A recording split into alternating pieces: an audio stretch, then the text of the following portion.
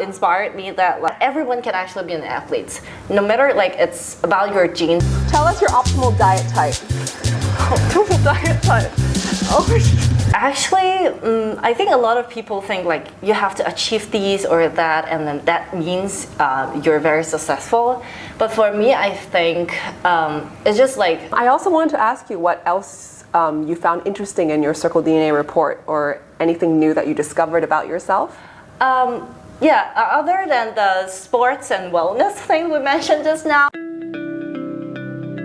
Hi everyone, I'm Florence, and today we have Zada Yeung, former professional water polo player and professional marketer as well. Hi everyone, I'm Zada. Can you tell us about your experience in the 2018 Asian Games? I think actually it's a very remarkable experience, especially like the journey of how I get in touch with like water polo from being a swimmer, and then like because I just trained water polo for like 3 years only, and it's amazing. And especially like Asian Games is a really big international competitions.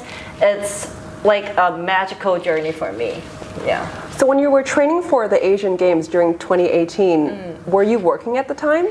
Actually, when I start like get in touch with water polo, I was like a full-time like a marketer too, and during the peak seasons, like I think a half year before the Asian Games, I actually quit my full-time job and like become a full-time athlete. So I trained like 9 lessons per week, which is like 3 in the morning and 6 in the evening. 9 lessons per week. Per week, yeah. Oh my gosh. It's like weekdays, I think it's like in the morning it's 2 hours of training, swimming trainings, and Monday to Saturday in the evening it's like a 3 hours training, which 1 hour is a land training and 2 hours is a water polo training. Wow, and how about your diet? Did you have to alter your diet to prepare for the Asian Games? Actually, at that time, I don't really eat like on diet. I eat a lot of like sugary food because You need the energy, right? Yeah, right, exactly. Like I bought a lot of like sugary or sweet drinks before or during the trainings, and I don't really need to be on diet. For example, like I love fast food, and I drink quite a lot of like milkshake stuff like this.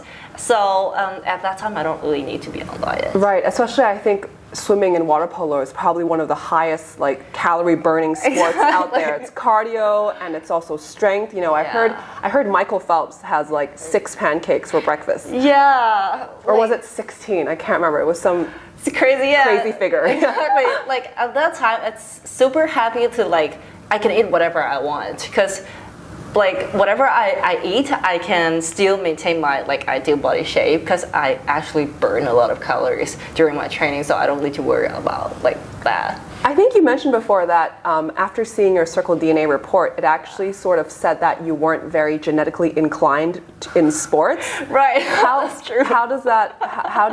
What do you make of that? Actually, like in my report, it's pretty surprised that I realized that I have medium endurance, power, and also strength. And in the report, it recommends me to play basketball, football, and also table tennis, which actually I'm not very good at that. It's very inspired me that like and everyone can actually be an athlete, no matter like it's about your genes, about your potentials. Like if you work hard, no matter it's a swimming, a water polo, or you're running, so you can actually be an athlete too. Yeah, so you don't think you're born an athlete, you're trained to be an athlete. Yeah, exactly. Yeah, I had a friend in school, he was a professional swimmer too, and he said, Florence, practice is everything. Exactly. Yeah. You know, like people say like 30% it's by your genes or by like, your destiny, but like 70% it's by your hard work. Yeah. And for you, what do you think that balance was for you? I think probably it's like 10 and 19, like 90. 90 was the practice. Yeah, okay. Exactly. Because like when I first why I first start practice swimming is because my brother actually, when we were young, and my brother was diagnosed to have like the asthma. Yes. And the doctor recommended my brother to like, oh, you better practice swimming, and then it strengthens your lungs, right? Yeah, exactly. Yeah. So my parents said like, okay, both of you go to have like the swimming lessons, and I am the one that like continued the trainings instead of my brother, and it's kind of like fate. Like thank you for my brother to like introduce you to the exactly. sport. Did you enjoy it when you were young? Yeah, at the very beginning, I don't think I really enjoy it because like it's a really regular training and it's really tough. And especially at that time, I need to like have a balance between study and also my trainings. So I feel like it's really tough to strike the balance between them. But like after like in certain years when I get some kind of achievements and maybe have the abilities or opportunities to go aboard to join some kind of competitions, I feel like it's amazing. It's kind of like amazing journey for me. So I work harder and train harder and then ultimately become a water polo player. That's great. Yeah. This leads me to the next topic I wanted to discuss with you, which is work-life balance, you know? Right. I think if you have this whole other life as an athlete while you're a student or while you're a working professional, like sometimes it's hard to strike that balance. So I want to ask you about your experience or what advice you have for other people who are doing the same thing. Actually, I think like work is just part of your life or your journey, and you definitely will have some kind of interest like from time to time. For example, like before, I love water polo a lot or I love swimming a lot, so I spend a lot of time in it or like half of the time in it.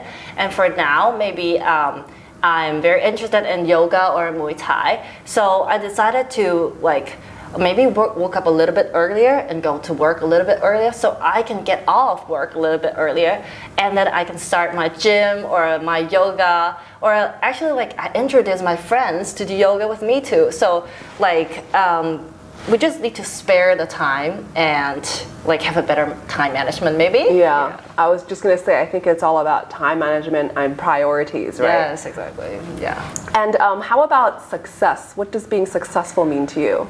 Actually, I think a lot of people think like you have to achieve these or that, and then that means you're very successful. But for me, I think it's just like you achieve something that makes you happy, and maybe you dream for it. For example, like Asian Games is one of my dreams. So I achieved this, and I'm able to join this kind of like international competitions. And I feel like I'm success.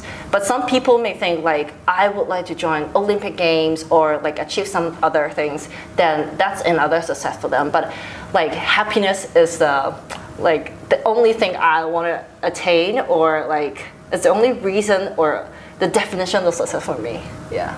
Do you miss being a professional athlete?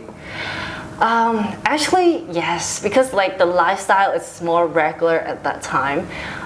For example, at the peak season I mentioned just now, I have to like keep on doing different kind of trainings, no matter it's land trains or like the water polo trainings. It's very tough though, but like I sleep a lot, I eat a lot, and I train very regularly. So like my lifestyle is very regular, and actually it's very happy. And I think like in Hong Kong, being a professional athlete is a very precious chance. It's not like a very normal life.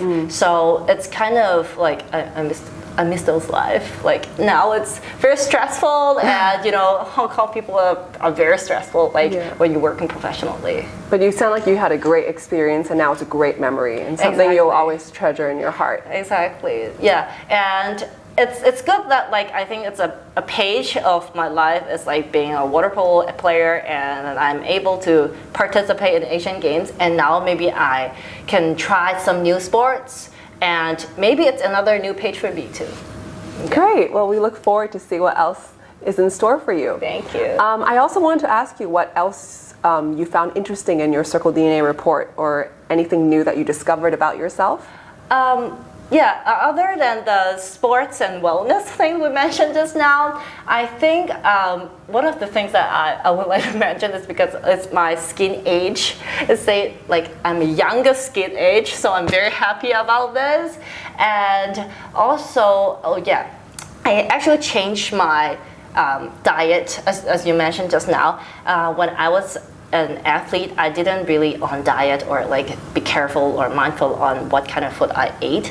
But now, since I don't really like exercise a lot, and I know that I want to keep my ideal body shape, so I become like a pescatarian now. So I intake more proteins from like the plant-based food, and also change like from intake cow milk to soy milk. So I think my body, or like I become healthier. I feel like I'm less stressful, and also like when I woke up, I know what kind of food I need to intake, and I kind of like have a plan for myself instead of like, oh, I just eat like the fast food or drink some kind of milkshake, something like this. Yeah. So what kind of breakfast do you have normally? For now, it's mainly like a cup of coffee. You know, every working professional. Yeah, exactly. Like I used to drink a lot of like the sugary coffee, like caramel latte, something like that. It's very delicious and yummy, but definitely it's fat. And now I started to drink like maybe Americano and some like the latte with skim milk, or like oat milk or soy milk, and some cereal too. Great. Do you remember what the CircleDNA said, like what kind of diet is best for you? I remember that it suggests me to intake the proteins from fish and maybe Mediterranean diet that is best for you. Exactly. And also it also suggests me to change my like I usually drink cow milk, right? And it suggests me to drink soy milk too. So do you feel better? Yeah, definitely. So it's kind of a great change for me, and I will never notice it, or I would never think of it unless I like took this test or read this kind of results. Yeah. Great. Thank you so much. No problem. Next up, we have Speak or Sprint, where Zada's going to answer a few questions on the treadmill, and we'll see how fast she runs. Oh my god. Let's see.